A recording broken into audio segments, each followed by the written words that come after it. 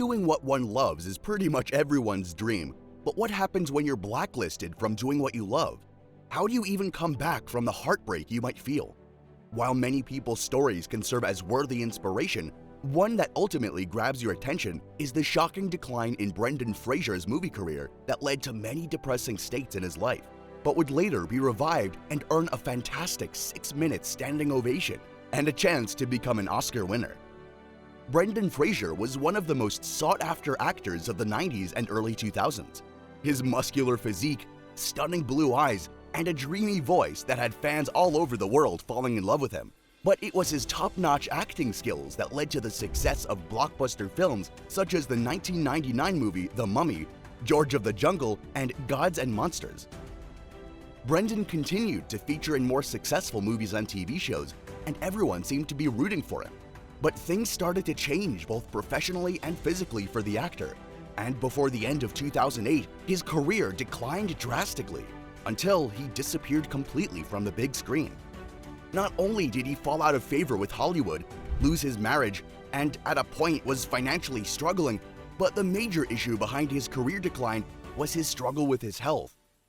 Brendan Fraser took his role as an actor very seriously and was willing to do his very best to ensure that the movie was a success. He did most of his own stunts and was physically hard on himself for the longest time. For him, it didn't matter as long as it made the directors and fans happy. But in the long run, it harmed him. Brendan shared that he ended up in and out of the hospital. He had multiple surgeries which he had to recover from, and to do so, he had to stay away from set. In an interview with GQ, Brendan said, "I believe I was probably trying too hard, in a way that's destructive." This is like some of us. We're very good at what we do and are willing to give our best so that people can see just how great we are. But in the process, we can physically and mentally hurt ourselves and aren't so sure how to deal with it, mostly from fear of being shut out. However, even if it's hard, if something is truly hurting us, it's better to admit it. Brendan admitted that his job was the culprit behind his health issue, and despite how difficult it was, he was able to decide that he would not let his job end him. He also told GQ some of the surgeries he had to take. "I needed a laminectomy, and the lumbar didn't take, so they had to do it again a year later." His health was really a mess. He even likened himself to a wounded horse that would just keep marching on despite all the difficulties. Brendan made tough decisions in order to return to a healthy level. He gave up on maintaining his chiseled physique, which was generally impossible since he had to spend a lot of time recovering from his injuries. He also turned down movie roles that required a lot of physical activities, including the sequel to George of the Jungle. These decisions affected his career in the long run, plus he was endlessly mocked by the media for his weight gain, and since he had taken on fewer roles, his popularity on screen fell. These were sacrifices that Brendan had to make for his well-being. Unfortunately, many people just didn't get that he was going through the worst pain and judged him for risking his acting career. When you make necessary choices for your well-being, not everyone will understand it. That's why it's so important to always keep a certain level of self-awareness and to know your limits instead of waiting for people around you to notice that you need help. But just when we thought Brendan's life couldn't get any worse, his mental wellness was also attacked by a very unpleasant experience. For years, Fraser dealt with it privately because he was ashamed and disgusted by the entire situation. But at the peak of the Me Too movement, he took a bold step to share how he had been sexually harassed by the former president of the Hollywood Foreign Press Association, Philip Burke. The incident happened at one of the parties set up by the association. Brendan accused Philip of touching him in the most inappropriate manner and violating his personal space. He shares the experience with GQ, saying, "In the moment, he was overcome with panic and fear." He showed a lot of bravery speaking about the incident, given that Philip Burke is a powerful man in Hollywood, and that being called out publicly could negatively affect Brendan's career.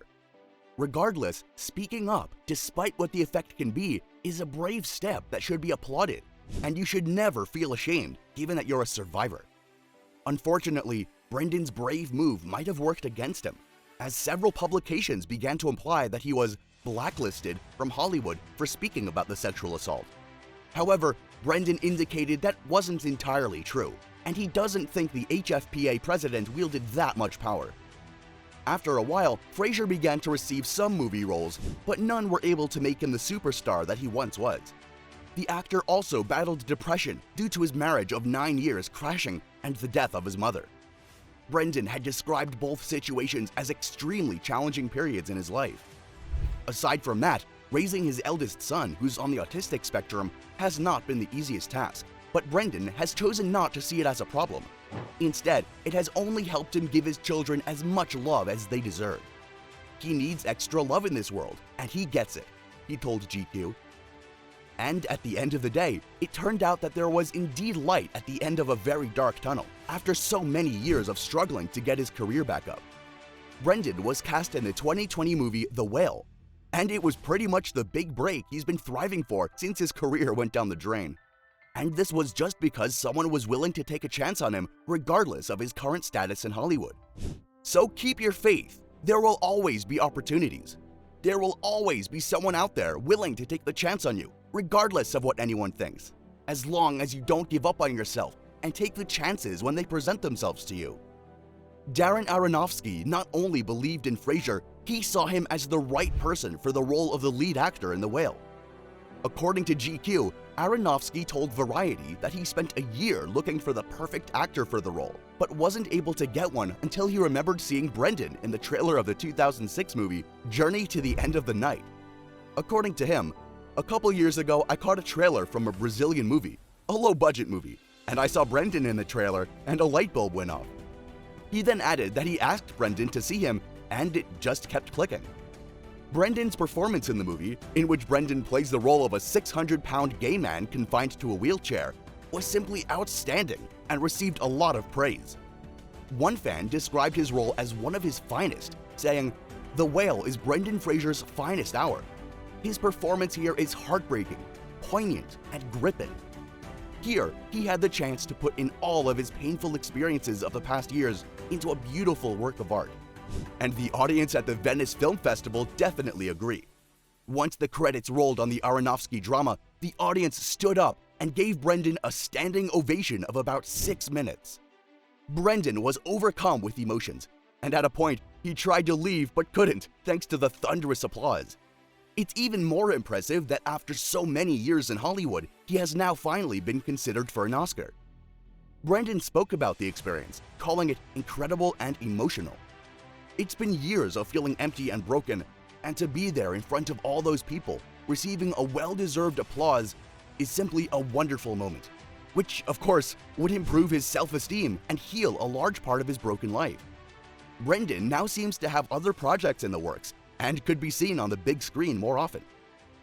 Now, the best part about Brendan's life is that he never gave up on himself. There were indeed times he felt abandoned by Hollywood and people in general, but anytime he got the chance to act in a movie, he always gave his best. He didn't let his past get in the way of giving a brilliant performance. And whenever you might have thought it was over for him, it finally paid off and Hollywood paid attention. So, if you're feeling broken and unwanted, here is Brendan saying, keep giving your best, and when you least expect it, you will reap the reward. What was the difficult moment in your life that turned out to be the greatest source of joy for you? Share with us in the comment section down below, and thank you for watching.